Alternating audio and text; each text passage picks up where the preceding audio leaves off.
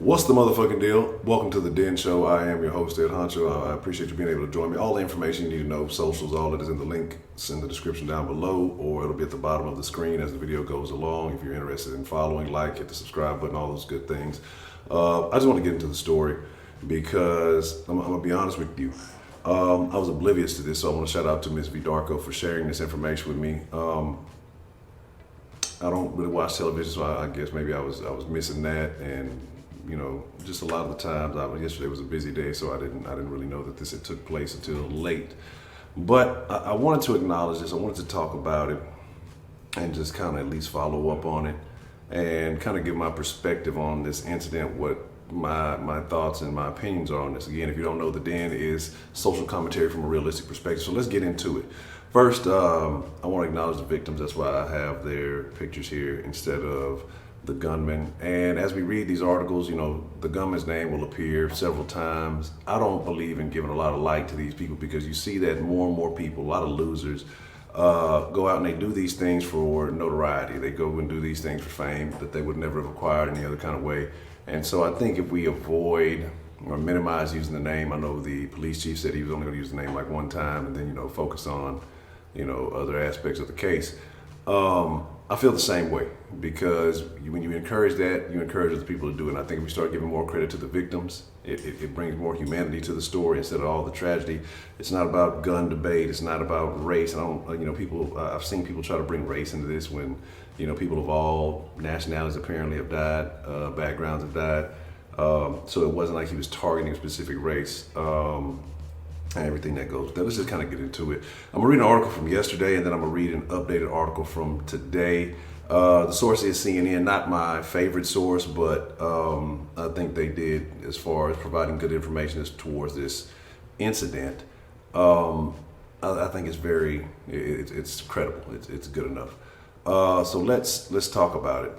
Let's kind of get into it and let's kind of go from there. Actually, let me get the right article here. So first, I'm not going to read it word for word. Like I said, I'm going to try to skip over the perpetrator's name, and we're just going to go from there. I want to know your thoughts on this, and where does this end? Where does this stop? What is necessary, in your opinion, to prevent things like this from continuing to happen? So, pardon me, I got a little itchy nose. What we know about the Virginia Beach incident, basically, because YouTube doesn't like certain words, so we'll try to minimize it. But just kind of going over everything, so it's been confirmed that 12 people have died, at least 4 of the injured in a incident that occurred Friday at the Virginia Beach Municipal Center. Police have said that the perpetrator has, succumbed to his injuries. I believe that he had got shot back in an exchange. They said it was a long gun battle, so I believe one officer was hit. But fortunately, because he had a vest on, that he was all right. I think he's recovering and should be okay.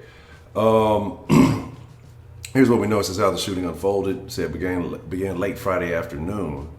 It said in the Municipal Center's Building 2, which houses the operations building for the city that includes multiple departments. It says 4 officers, 2 detectives, supervisors, 2 canine officers responded to the reports of the shooting, immediately exchanged fire with the gunman.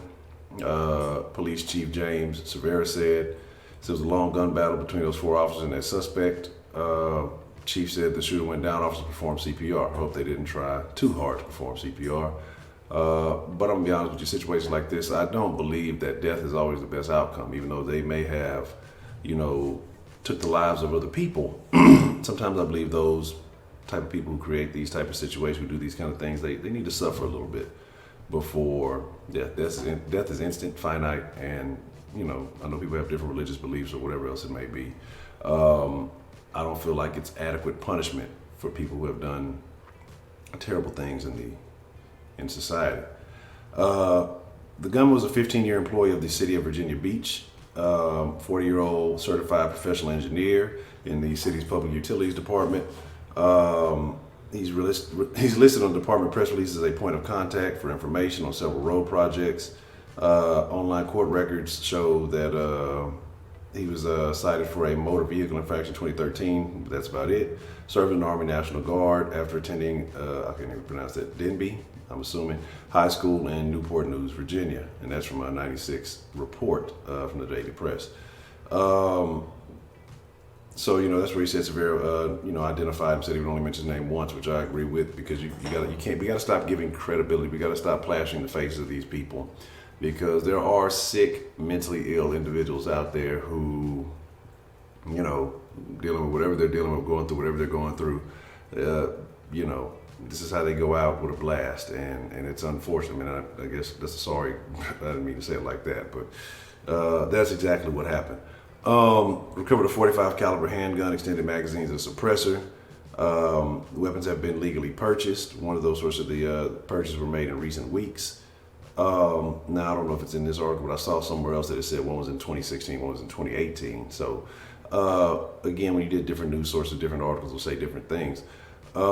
His parents were reached by phone Friday evening, told him they weren't aware of any trouble he was having with his employer. They found additional weapons at his home. Said before he worked for the city, a Virginia-based engineering firm hired him in 2003 as a project manager. So it's not like this guy was just, some willy-nilly person off the street, or, it seemed like he had a good career going for himself. Seemed like things were going on. And you wonder what it is or what it was that triggered this man. And, what set him off? What made him do what he did?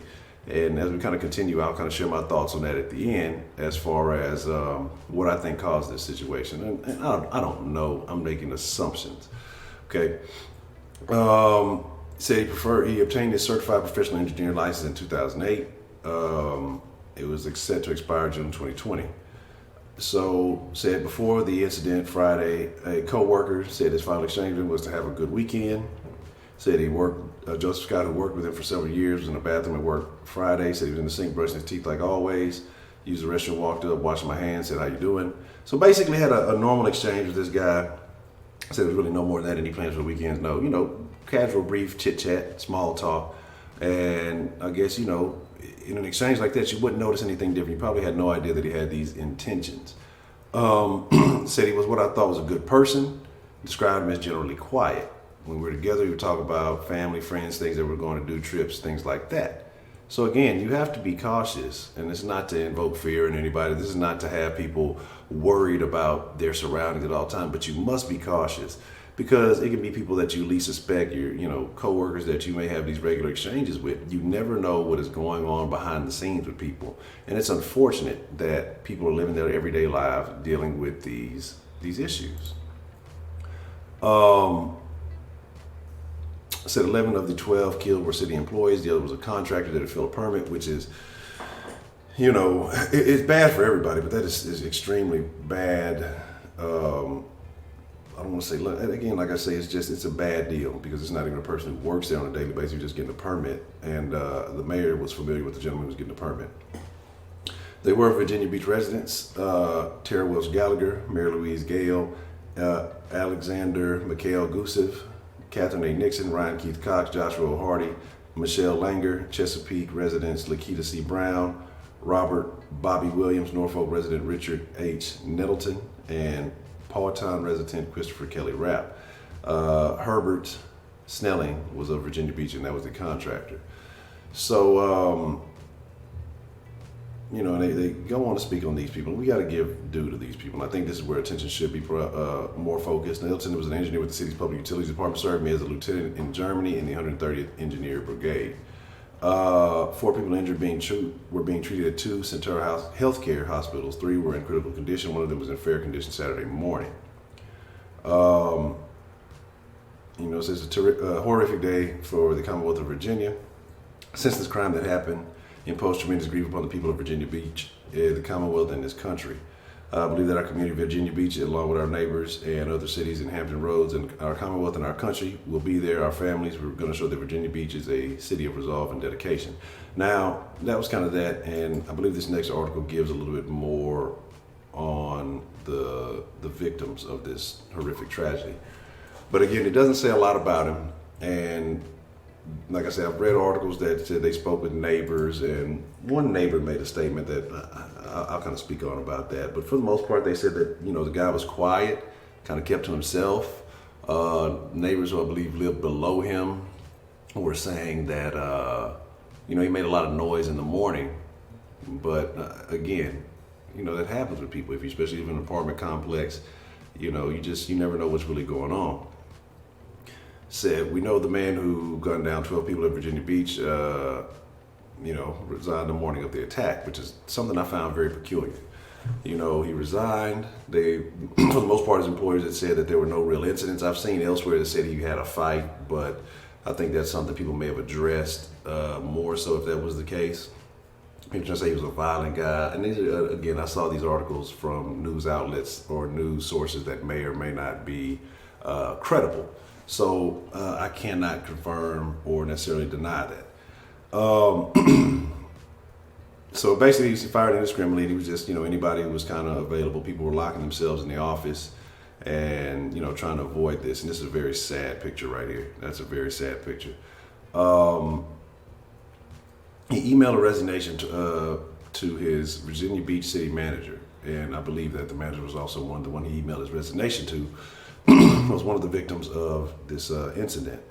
Said that he was in good standing with his department, had no issues of discipline ongoing. So that tells you that the source that was talking about a fight might not be credible. His performance was satisfactory. Said supervisor asked why he was resigning. Former colleague told him, he said he's quitting for personal reasons. And that can mean a lot of things. And I'll get to what personal reasons as we continue on with what that could be. Near the end of the workday, he shot one person in the car, entered the building, fired at victims on 3 floors. So he had enough time to make his way throughout the building. And I can only imagine how terrifying that was for everybody who was inside that building, everybody who was, in harm's way. Joseph Scott said he worked with him for years, saw him that day, and again, that was the same guy from the previous article. He would say another colleague who didn't want to be named for privacy reasons said he was a nice guy, not a monster. Said he gave boxes of candy to administrative staff members around Christmas. That's so nice. So it makes you wonder, is it something recent that made this guy go off? If he's been, thoughtful, it seems, throughout his tenure with the Virginia Beach municipal office. What is it that set this man off? What is it that made this man do these things? The same colleague survived the shooting by barricading himself in the office with others. So they were evacuated. They had to step over the bodies of co-workers who were killed, and that has to be detrimental. Those people are going to definitely need, therapy and have a lot of things to deal with. I can only imagine. I would actually don't want to imagine what they've had to deal with. So Richard A. Nettleton was the boss. Hours before Nettleton was killed, Craddock, I'm trying to avoid saying his name, told him he was quitting for personal reasons. Not clear if he was targeted. And again, it goes down. This is the list, the same names that we expressed, but why not repeat them again? Herbert Snelling, Lakita C. Brown, Mary Louise Gale, Alexander Gusev, Tara Gallagher, Christopher Kelly. They were engineers in the Public City Works. Joshua Hardy was an engineering technician. Ryan Cox was an account clerk in the Public Utilities Department. Missy Langer, an administrative assistant in Public Utilities. Robert William was a 41-year-old veteran in the public, 41-year veteran in the Public Utilities Department and a special projects coordinator. Several victims, one as of Saturday, and 3 people were in critical condition. So kind of what they don't know yet, they said 40 members of law enforcement, mostly FBI, secured Building 2 to collect evidence. Again, and they said 2 .45 caliber pistols, one bought in 2016, one in 2018. So the other article said recent weeks, but so that was actually in a couple of years. One had a suppressor, several empty extended magazines, so he definitely was well prepared to do whatever it was he planned on doing. Questions remain about why he purchased and how long he's planning the attack.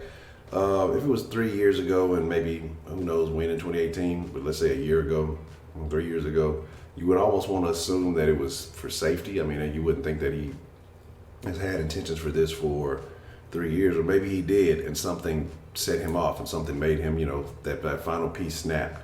But for the most part, everything seems like he was a normal guy, or as normal as, you could portray yourself. And then he just went off. And again, a very unfortunate situation, very unfortunate circumstances. And,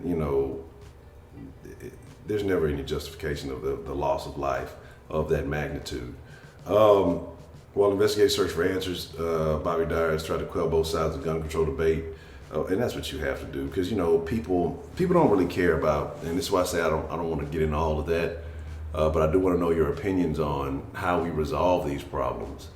But anytime something like this happens, the debate happens, and people just rush to politicize it. We never take time to acknowledge the victims. We never take time to, understand or look at the families of those who have been lost. You understand their pain. It's always about politics. It's always about politics. How can we sway this? How can some person run up in the conversation and sway it to what it is that they want, either gun control or, good guys with guns stop bad guys. It's always a gun debate. And, the Second Amendment is a big deal here in America, and that's understood. But we have to come to a resolution at a later time. But then when you say, hey, well, let's just put this off, then it never gets addressed. Okay, well, that's up to the people that you vote for. That's up to the people that you put in office to handle that. It shouldn't take these kind of incidents consistently happening when that conversation comes up, because again, what he did was legal. He obtained them legally. And if he's had no history of any other problem, how would you ever know? You would not know. You would not be able to tell. So this is why I feel like this situation is not one of those situations where you can really have that debate. It's always going to be opinion. Lack of civility, there's a lack of mutual respect, there's a lack of willingness to understand each other, and that's the problem. And that's why, if you are new to this, that's the whole conversation about the dead. All opinions are welcome, whether you agree or disagree. We have to have places where people can speak and understand why the other side feels like that without going into the name calling and insulting, or, sometimes that's unavoidable. But, so make sure you tune in, because we go live every night at 10 p.m. Central. And we discuss things that have happened, throughout the day, the week, whatever news stories are taking place, and certain topics. So if you want to be a part of that conversation, please, feel free to tune in at 10 p.m. Say no that he was a certified professional engineer for 15 years in the city's public utilities department. They noticed he had 3 security cameras set up in 2 of his windows. And again, I'm not familiar with the environment. I'm not really familiar with Virginia Beach. I don't know if he was in a neighborhood that was questionable or what may have been. Maybe he was protecting himself. I'm not sure. But what I want to get down to here is some of the things that these neighbors were saying. And, you saw the note. Neighbor Cassidy Howen said he was awake at all hours of the night, but mostly kept to himself. And, you really don't see that as a problem. If that's whatever you're doing up, it's you. And generally, you're probably up if you hear that he's up. So they're probably up themselves. Another neighbor, Clarissa Morrell, said the gunman once catcalled her. Now, I don't have the article up. That it is where I kind of got annoyed, because it's, again, I don't know the political area, the political vibe of Virginia Beach. Because in another article I saw, it said that he said, "Hey girl, what's up?" or something like that. And again, depending on your environment, that's just something sometimes people say is his way of saying hi. It wasn't like, and that's all she said, or something of that nature, and I don't think that's a cat call. Now, it depends on how you approach, but he was sitting on his porch, apparently with friends. There were rumors, they said that he smelled like he may have been smoking marijuana, but, people say all these things, are all allegations.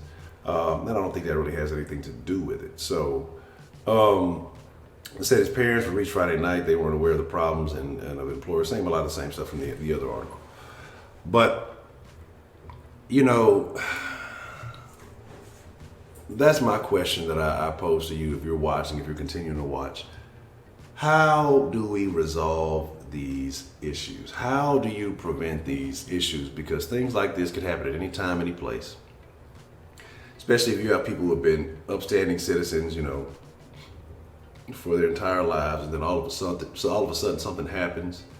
Relatively reserved people, and again, like I said, another article said the only time they would see him leaving, he would go to the gym, so he worked out, normal stuff. Said that they would always see him leaving with his bag. Co-workers basically all had good things to say about him up until this point.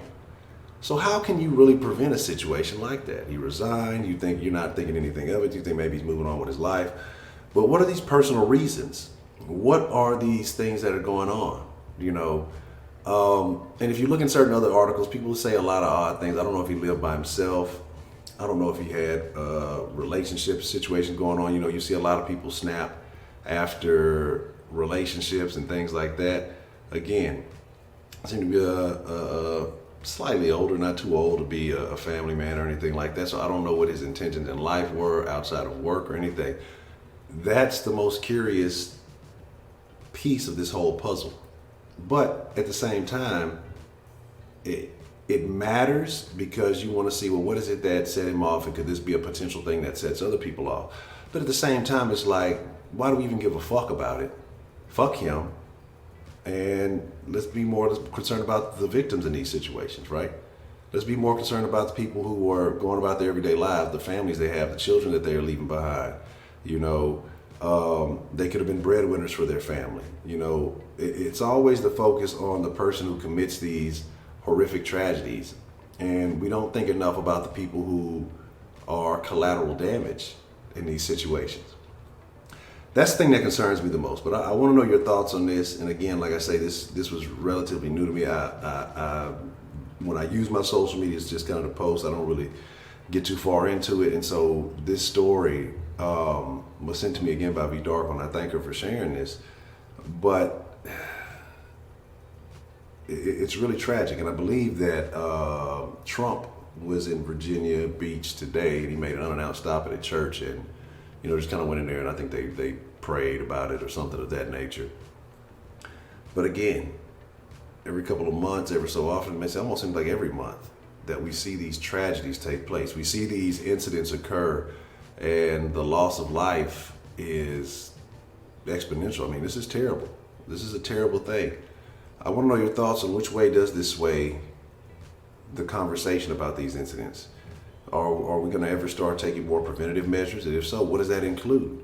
And how does that infringe upon the rights of the everyday citizen, if that is the case? I want to know your thoughts behind this.